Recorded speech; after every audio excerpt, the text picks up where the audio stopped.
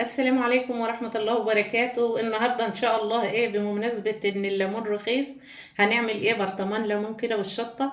جبنا المية غليناها وسبناها لما تبرد، حطينا فيها شوية شطة وهنحط دول 6 كوبايات مية عليهم 8 معالق ملح.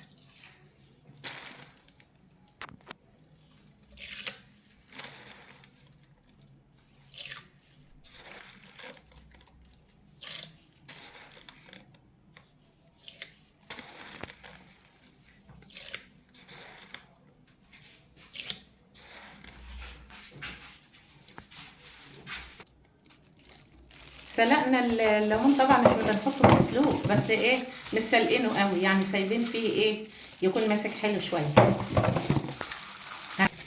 طبعا الشطه دي شطه ارناؤوطي من اللي هي مولعه.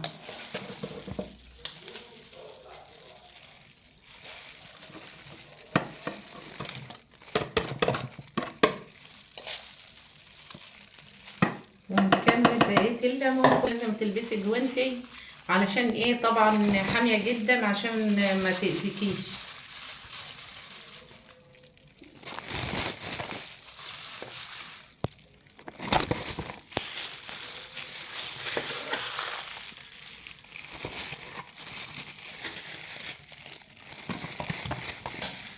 والله عبينا الليمون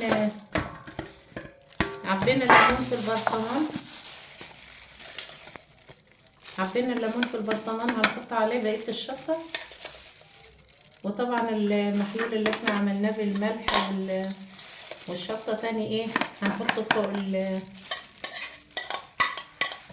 فوق الليمون لغايه ما نغطيه.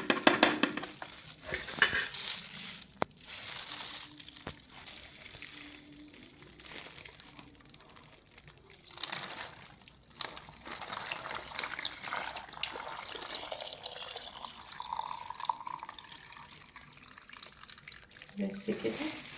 هنحط كمان بقى شوية زيت على الوش عشان برضو تحتوي.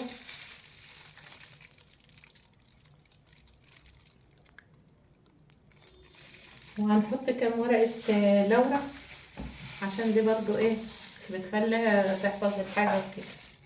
وهنقفل عليه ولمدة بقى اسبوعين كده، ممكن نفتح عليه وناكل منه. بس اهم حاجة تقفلي البرطمان كويس. لا اتمها ولا حاجة، حطي كيس تحت الغطا واربطيه ربطة جامدة كده.